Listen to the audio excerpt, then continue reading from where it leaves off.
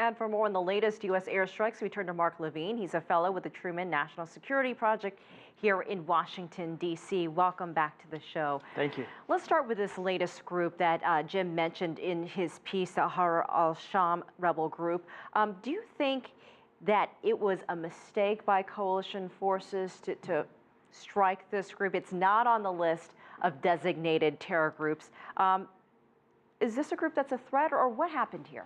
I hope it wasn't a mistake. There's always that possibility. But we have to remember that in Syria, it's a very fluid situation with a large number of different groups, and it's kind of hard to keep tabs on all of them. You have the Assad government, supported by Iran, and the Shia terrorist groups like Hezbollah, which is one faction. You have ISIS, which we've heard so much about.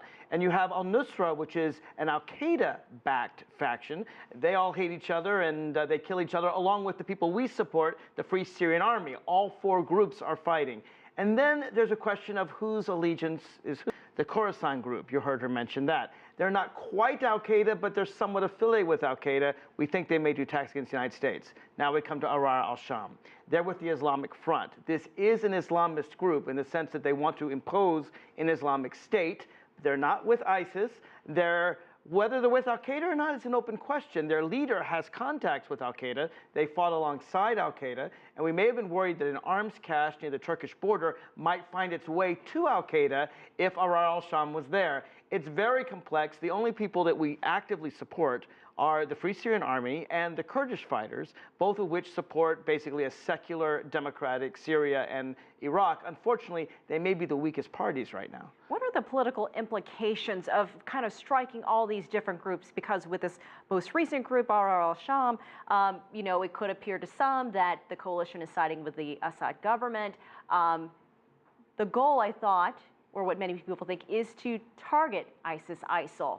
So what happens when you start hitting all these other groups? Well, I hope we make it clear that whether it is ISIS or al-Qaeda or Assad, all three are inimical to American values. All three are brutal, murderous groups, all of which have massacred thousands of innocent people. In fact, the Assad government's probably the most lethal. They've massacred hundreds of thousands of innocent people. The only good guys we know are the Free Syrian Army and the Kurds. And sometimes in the tactical fronts of a four-way civil war, which arguably is five or six-way, we find even our allies fighting alongside some of our enemies. That's what makes the thing incredibly complex. As for the people's allegiances, 7 million Syrian refugees, 1/3 of the country has already left or is internally displaced. I think most of the ordinary people are running for their lives and are not too much caring for any of the sides right now. A few months ago, before this all started, the Assad government said, we don't want anyone coming into our airspace or into our country without basically permission from us first. So do you see this? Could this get out of hand? And is there any recourse for the Syrian government if these other conflicts sort of erupt on their territory? Well, I have no sympathy for the Syrian government. If the Assad regime had not massacred so many innocent people to begin with, this whole conflict wouldn't have started. The only reason why ISIS and al-Qaeda are there is because of the fact that the Syrian government was killing its own people. It's because the Iraqi government was a failure with Maliki. That's why they're there in the first place. So I have no sympathy for the Assad government, and neither does the Obama administration. The tricky part is with so many unsympathetic people fighting each other, it's very hard to get the people who do want a secular democratic Syria to give them the arms they need and not lose them to one of these other sides. But I don't think President Obama cares whether the Syrian government gives him permission or not. I don't think that matters to him or the American people. But it's not just the United States involved in this coalition. That's it's true. Several other countries. Some 60.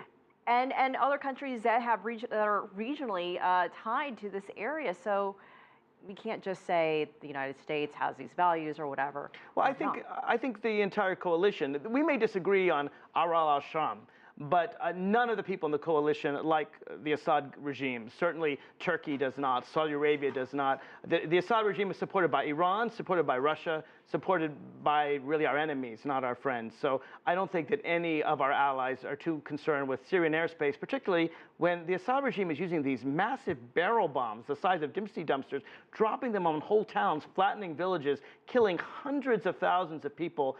I don't think there's much sympathy for that regime. Yes or no? Will we find out and get to the bottom of what was behind these strikes? I hope so, but it may take some time. All right. Mark Levine, as always, thank you so much. Thank you, Elaine.